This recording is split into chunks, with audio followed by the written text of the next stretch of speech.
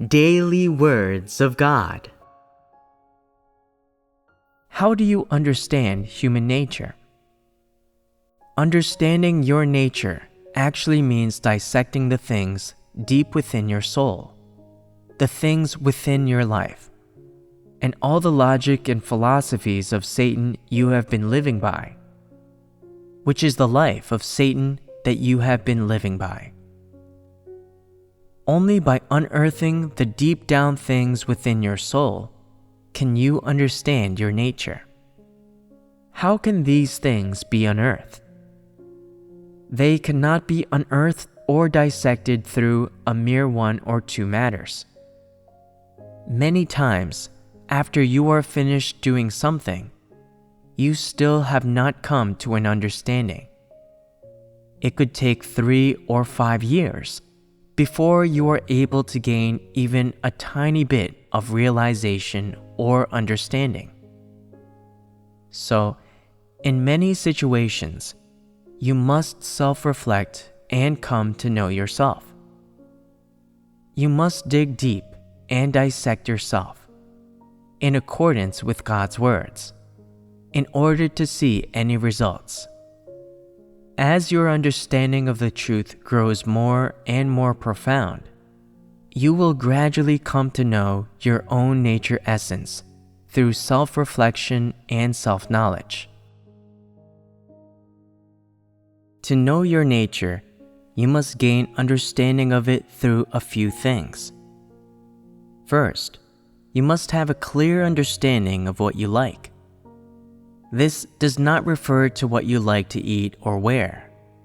Rather, it means the kinds of things you enjoy, the things you envy, the things you worship, the things you seek, and the things you pay attention to in your heart, the types of people you enjoy coming into contact with, and the types of people you admire and idolize in your heart.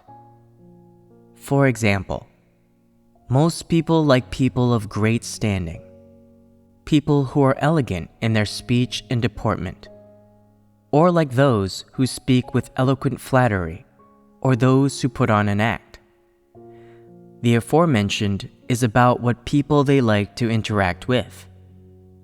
As for the things people enjoy, these include being willing to do certain things that are easy to do, enjoying doing things that others think are good, and that would cause people to sing praises and give compliments. In people's natures, there's a common characteristic of the things they like. That is, they like people, events, and things that others are envious of due to outward appearances. They like people, events, and things that look very beautiful and luxurious. And they like people, events, and things that make others worship them. These things that people are fond of are great, dazzling, gorgeous, and grand. People all worship these things. It can be seen that people do not possess any of the truth, nor do they have the likeness of genuine human beings. There is not the slightest degree of significance in worshiping these things, yet people still like them. These things that people like seem especially good to those who do not believe in God, and they are all things that people are especially willing to pursue. The things that people pursue and yearn for belong to worldly trends. These things are of Satan and the devils. They are detested by God and devoid of any truth. The things that people are inclined to yearn for allow their nature essence to be unearthed. People's preferences can be seen in the way they dress. Some people are willing to wear attention-grabbing, colorful clothing or bizarre outfits. They are willing to wear accessories no one else has worn before, and they love things that can attract the opposite sex. That they wear these clothes and accessories shows the preference they have for these things in their lives and deep within their hearts. the things they like are not dignified or decent. They are not things a normal person should pursue.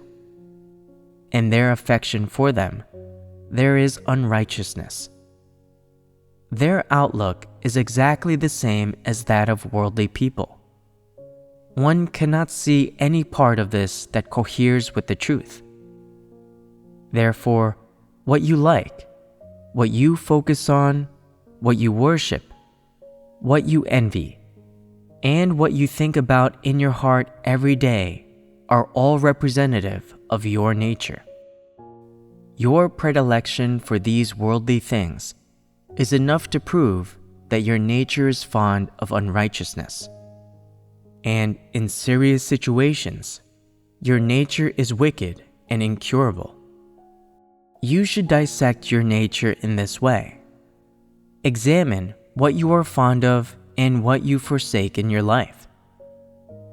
You might be good to someone for a time, but this does not prove that you are fond of them. What you are truly fond of is precisely what is in your nature. Even if your bones were broken, you would still enjoy it and could never forsake it. This is not easy to change.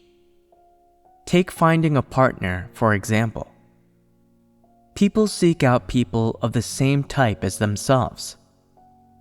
If a woman really fell in love with someone, then no one would be able to stop her. Even if her legs were broken, she would still want to be with him. She would want to marry him, even if it meant she had to die. How can this be? It is because no one can change what is deep within people's bones, deep within their hearts. Even if a person died, their soul would still like the same things. These are the things of human nature, and they represent a person's essence. The things people are fond of contain some unrighteousness.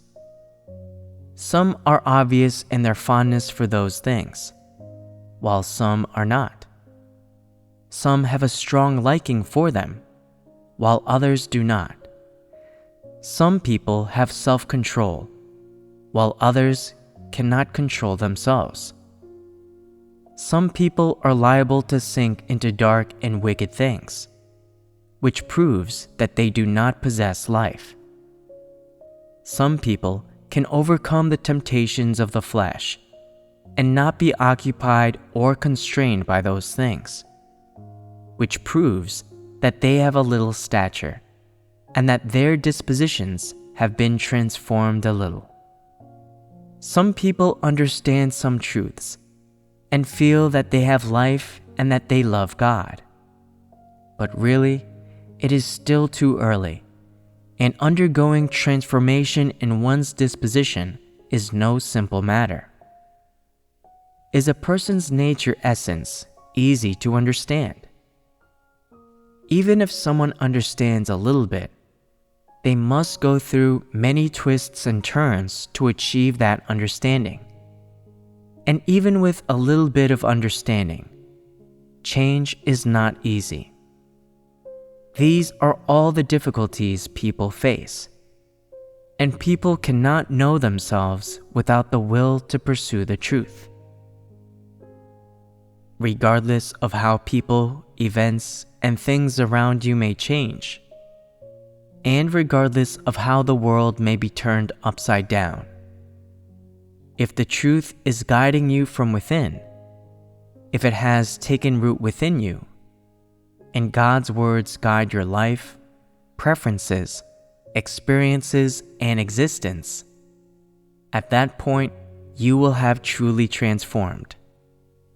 Currently, people's so-called transformation is just cooperating a little, being able to reluctantly accept being pruned, actively performing their duties, and having a little bit of enthusiasm and faith. But this cannot be considered dispositional transformation, and it does not prove that people have life. This is just people's preferences and inclinations. nothing more. To reach an understanding of natures, in addition to unearthing the things people are fond of in their natures, several of the most important aspects pertaining to their natures also need to be unearthed. For example, people's viewpoints on things, people's methods and goals in life, people's life values and outlook on life, as well as views and ideas on all things relating to truth. These are all things deep within people's souls, and they have a direct relationship with the transformation of disposition. What then is corrupt mankind's outlook on life? It can be said to be this: every man for himself and the devil take the hindmost. People all live for themselves. To put it frankly, they are living for the flesh. They are living just to put food in their mouths. How does this existence differ from that of the animals? There is no value whatsoever in living like this, let alone any meaning. One's outlook on life is about what you rely on to live in the world, what you live for, and how you live. And these are all things to do with the essence of human nature. Through dissecting people's natures, you will see that people all resist God. They are all devils, and there is no genuinely good person. Only by dissecting people's natures can you truly know the corruption and essence of man and understand what people actually belong to, what people truly lack, what they should be equipped with, and how they should live out a human likeness. Truly dissecting a person's nature is not easy and cannot be done without experiencing God's words or having true experiences.